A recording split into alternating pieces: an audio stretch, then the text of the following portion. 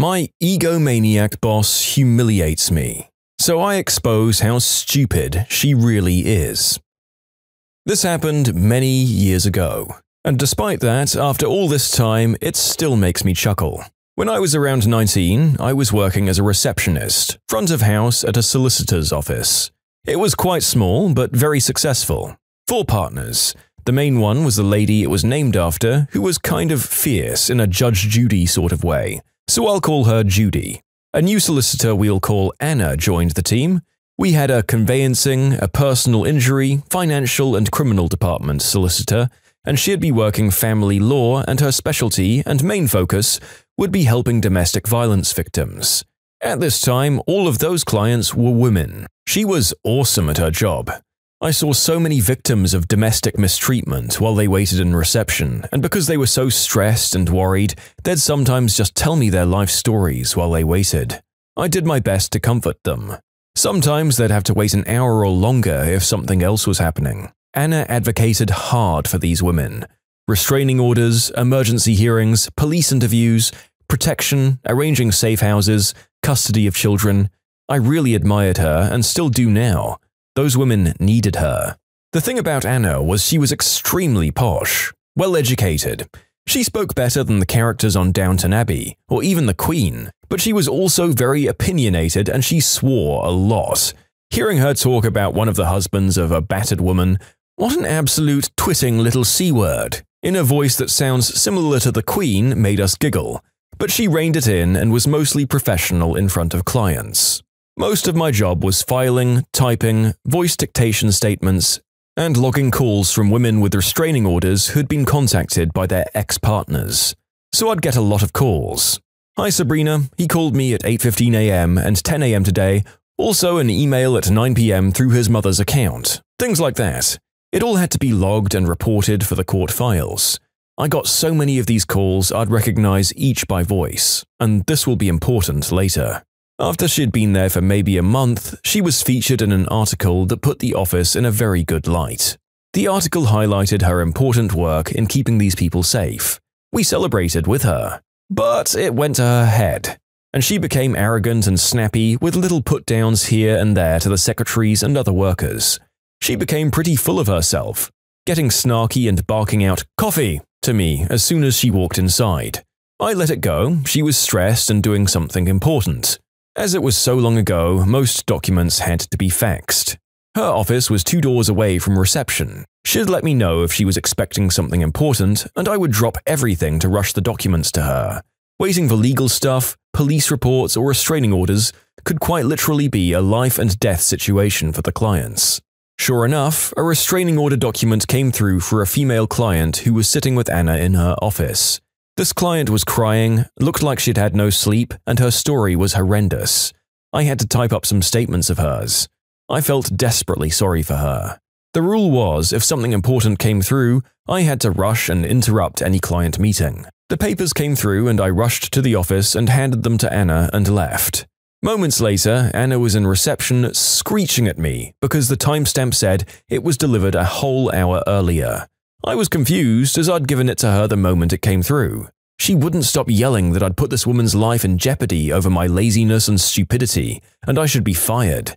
She made so much noise that Judy came out of her office to listen. Remember, Judy is the founder of the company. Judy's face gave away absolutely nothing, and afterwards she quietly just said, "Please make sure to give the documents quickly in future to avoid any more problems." It happened again. An 8 or so page document came through for that same client who was in there with her. I rushed to her office, handed them to her, and went to leave.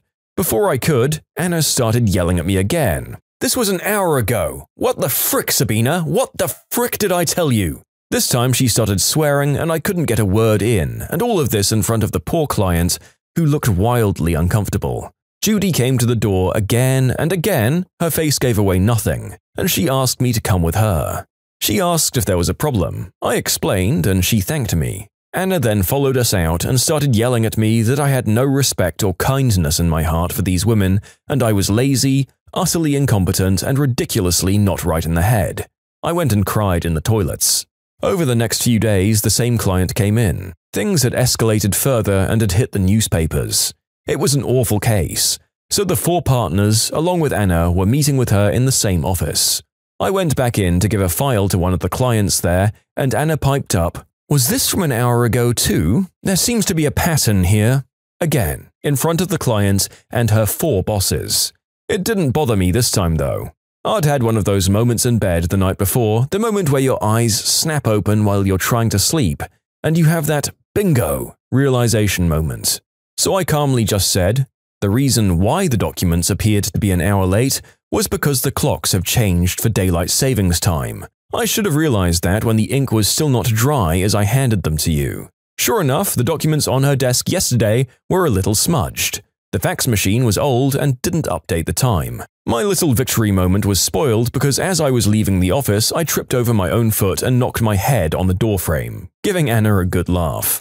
The next day, a staff meeting was called about professionalism in the office.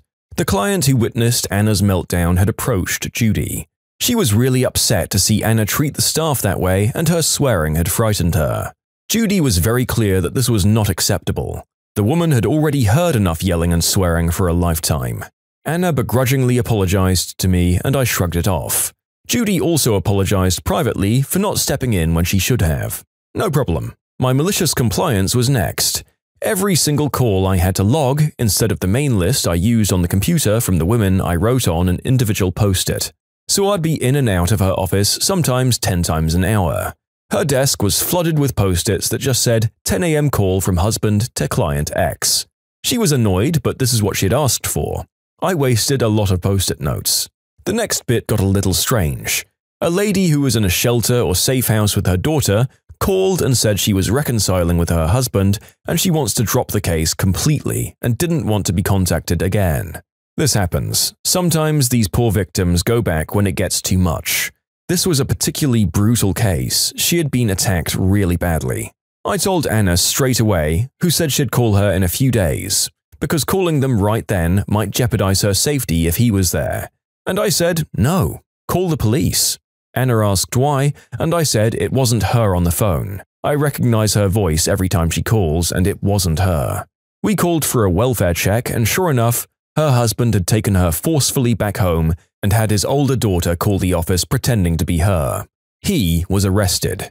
When it all worked out well and the lady was again in a much better safe house, Anna gifted me a bottle of wine and a thank you card, and then asked me to stop with the post-its and that the message was received. She also apologized again, properly this time. Sorry for the long post. Moral of the story is don't treat people like crap even if your intentions are pure and trying to help someone. We can all just be kinder. As a late update, I think I didn't make it clear that I'm not in that field anymore. It was a job I took after I dropped out of college. I left after having my first son and then started working safeguarding one-on-one support at a school. The nice comments really made me smile though, so thank you so much. In short, I was treated badly and belittled in front of a client, and I cried in the toilets. I bombarded my boss Anna with individual updates and progress updates on post-it notes, so she'd see what I was handling minute by minute. Her office was flooded with yellow post-it notes, and we handled the situation afterwards together. We ended up working together well.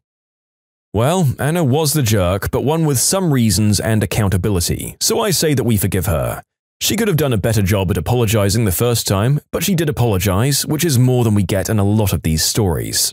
She was also doing a very important and valuable service for a lot of people, and that can't be overlooked either. I can see why it could be important to get that sort of correspondence as quickly as it comes in, given that up-to-date information could in this case secure the best possible outcomes for the victims, and in some cases even save their lives. So yes, Anna was the jerk in this particular case, but I'd say that both her and the author are forces for good. There are bad people and there are hard people, and Anna seems like the latter. The game of malicious compliance with tons of individual updates is something that we've seen a lot in our stories, and is a real winner for getting these fussy bosses off your backs when they see the reality of what they're asking for. Also, the bottle of wine was a classy touch. Well done, Anna. If you like Am I the Jerk, you're probably going to love Am I the Genius.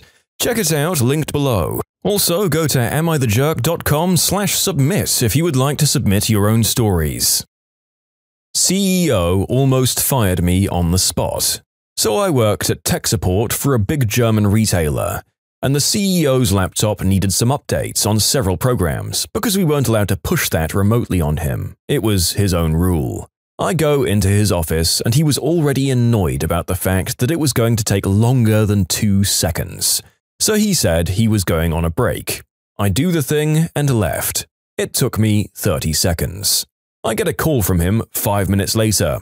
"You fricked up my computer. My screen is flashing and I can't press anything.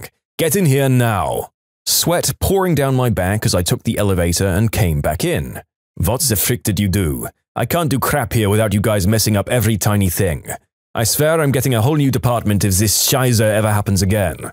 I looked, screen flashing. I couldn't even get to reboot. Panic intensified as I looked over to his side of the desk and saw a remote numpad with a folder on the enter key. I pushed the folder off the thing and couldn't hide the grin on my face. "This didn't happen, okay? Don't tell anyone downstairs." Telling everyone downstairs was the first thing I did. Condescending effer. Slow clap for your crappy boss and his self-inflicted issues. He absolutely deserved to be laughed at behind his back by everyone in the company, so well done to the author.